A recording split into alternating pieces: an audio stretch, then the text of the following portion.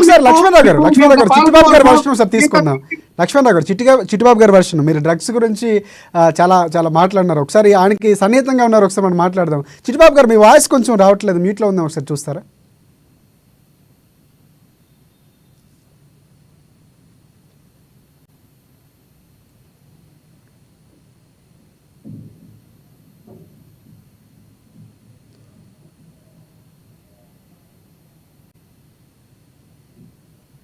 Right మనకి Janasena party Janasena party నాయకులు పుండు హరీష్ గారు మనకున్నారు. హరీష్ గారు నమస్తే. హరీష్ గారు, చాలా చాలా కీలకంగా టీటీడీ వ్యవహారం, లడ్డూ వివాదం తర్వాత ఎవరిని నియమిస్తారు, 5 నెలలు గ్యాప్ తర్వాత చాలా చాలా చాలా వర్కౌట్ చేశారు నిజంగా చెప్పాలంటే కూటమి. సో చివరిగా బిఆర్ నాయుడు నియమించినటువంటి పరిస్థితి కనిపిస్తుంది. కానీ ఆయనపై కూడా కొన్ని ఆరోపణలు వినిపిస్తున్నాయి. ఇప్పటికే లక్ష్మణరావు గారు కొన్ని వ్యాఖ్యలు కూడా చేశారు. సో ఎవరైతే అక్కడ సభ్యులుగా ఉన్నారో, చైర్మన్గా ఉన్నారో, వారికి కొన్ని నియమాలు ఉన్నాయి, ఆ నియమానికి అనుగుణంగానే ఉండాలి, వారిపై కేసులు ఉండకూడదు. సో భగవంతుడిపై భక్తి ఉండాలి, స్వామివారిపై ఉన్నటువంటి ఏదైతే భక్తి ఉందో ఆ భక్తి భావంతో ఆ శాస్త్రాల గురించి కొంతవరకు అవగాహన ఉండాలి, ఎలా నడిపించాలి, ఉండాల్సిన అవసరం ఉంది. కానీ అలాంటి వారు లేరు అని కొన్ని విమర్శలు వస్తున్నాయి, మీరేమంటారు? అన్నీ కూడా యాక్చువల్గా ఎంత భ్రష్టు పట్టించాలో వైసీపీ ప్రభుత్వం ఎంత భ్రష్టు పట్టించాలో అంత భ్రష్టు పట్టించారు టీడీటీ సంస్థనే. ఎందుకంటే ఒక వారం రోజుల క్రితం శ్రీవారి దర్శనానికి వెళ్ళామండి.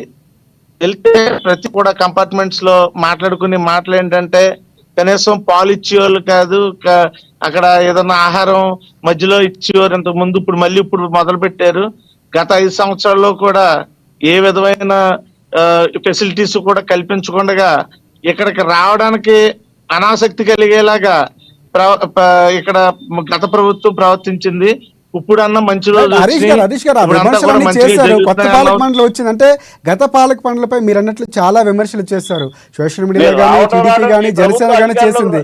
కానీ ఇప్పుడున్నటువంటి పాలక సభ్యులకి కొత్తగా నియమితులైన వారి పేరు కొన్ని ఆరోపణలు వస్తున్నాయి. మీ ప్రభుత్వం అధికారం రావడానికి కూడా తిరుపతి పరువుని ప్రతిష్టలు దెబ్బకొట్టారు కదా, మీరు మాట్లాడతారేంటి? మరి నువ్వు మాట్లాడతావా? ఇప్పుడు గత ప్రభుత్వం అంత భ్రష్టు పట్టించి పనులు చేసినా కూడా మీలాంటి వాళ్ళు వెనకేసి రావడం చాలా సిగ్గుచేటు.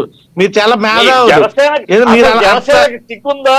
జనసేన సిగ్గుందా? లడ్డు విషయంలో ఇంత అసహ్యమైన అబద్ధాలు చేసి హైకోర్టు కూడా మొట్టికోలు వేసింది, ఇంకా మాట్లాడతారు ఏంటయ్యా మీరు? మీరు అబద్ధం కాదు,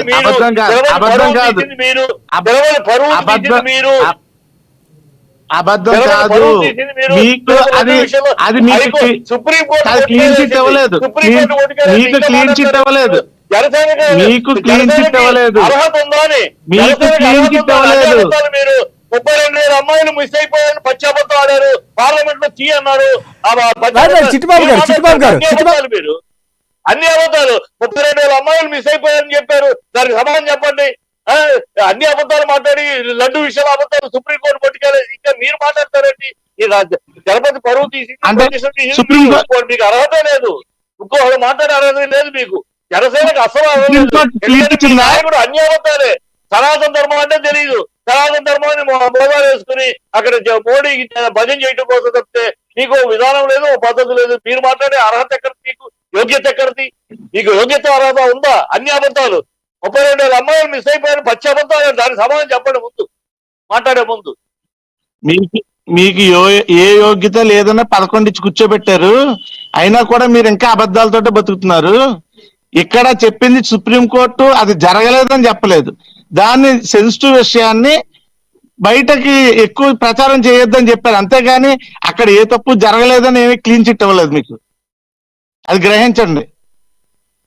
అదేవిధంగా సనాతన ధర్మం గురించి మాట్లాడే హక్కు అందరికీ ఉంది.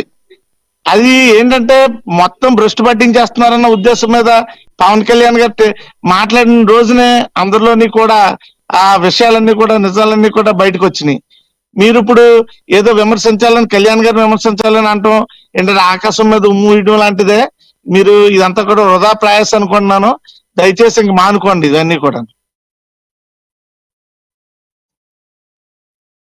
బిఆర్ నాయుడు గారిపై కూడా కొన్ని ఆరోపణలు ఉన్నాయి, డ్రగ్స్కు సంబంధించినటువంటి కేసుల్లో ఉన్నారు. ఇట్లాంటి కొన్ని వ్యాఖ్యలు ఇందాక వినే ఉంటారు మీరు.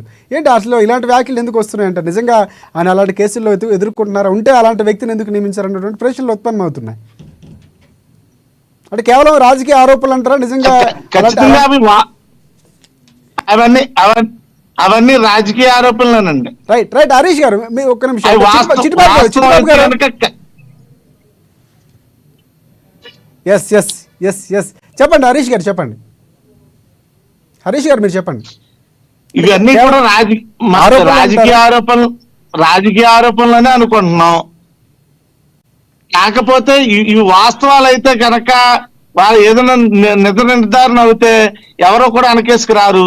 ఖచ్చితంగా ఏంటంటే జనసేన పార్టీ తరఫున మేము ముందుంటాం. ఇలాంటి ఏదైనా జరిగితే కనుక ఖండించడానికి కానీ మాకు మిత్రపక్షాన్ని కూడా మాకు రైట్. చిట్టిబాబు గారు నిజంగా చిట్టిబాబు గారు మిమ్మల్ని అడగాలి, ఒక క్లారిటీ తీసుకుందాం అనుకున్నారు మిమ్మల్ని అడిగి. చిట్టిబాబు గారు లక్ష్మణ్ రావు గారు ఇందాక కొన్ని మాట్లాడారు, వినే ఉంటారు. లక్ష్మణ్ రావు గారు ఒక్క నిమిషం, మళ్ళీ మీ దగ్గరికి వస్తాను. లక్ష్మణ్ రావు గారు ఒక్క నిమిషం. చిట్టిబాబు గారు, అంటే బిఆర్ నాయుడు పైన కూడా ఆయనపై కూడా కొన్ని ఆరోపణలు వినిపిస్తున్నాయి, డ్రగ్స్ కు సంబంధించినటువంటి వ్యవహారాల్లో ఉన్నారు. సో ఇలాంటి కేసులు ఎదుర్కొంటున్నారు. లక్ష్మణ్ గారు ఇందాక కొన్ని వ్యాఖ్యలు చేశారు. నిజంగా ఆయనపై అంటే మీకు కొంత ఆయనపై ఉన్నటువంటి సంబంధం ఉంది, ఆయన గురించి మీకు తెలుసు. ఇలాంటి ఆరోపణలు రావటం వెనక రాజకీయం అంటారా? నిజంగా అలాంటి ఆరోపణలు ఉన్నాయా? అంటే ఆరోపణలు భావించాలంటారు. రాజకీయమే. ఇలాంటి ఆరోపణలు వెనక నాయుడు గారికి సంబంధించి డ్రగ్స్ మాట మాట్లాడటం అనేది ఖచ్చితంగా రాజకీయమే. ఇవాళ ఏమైందంటే ప్రతి రాజకీయం చేయడం అలవాటు అయిపోయింది కదా. నిన్న విజయమ్మ గారు కూడా కోపడ్డారు కదా, రూలింగ్ పార్టీని మా కుటుంబాన్ని లాక్కంటే ఎప్పుడో జరిగిన యాక్సిడెంట్. అలాగే ప్రతిదీ రాజకీయం చేయటం, తద్వారా లబ్ధి పొందటం ఈ కూటమి ప్రభుత్వానికి అలవాటు అయిపోయింది.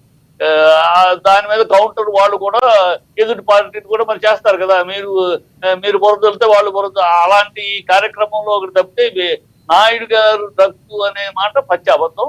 అది గ్యారంటీగా అబద్ధం అని చెప్పొచ్చు. ఎందుకంటే నాకు బాగా ఇవాళ కాదు, నిన్న కాదు, ఇవాళ కాదు, 30 ఏళ్ళుగా ఆయనతో బంధం స్నేహం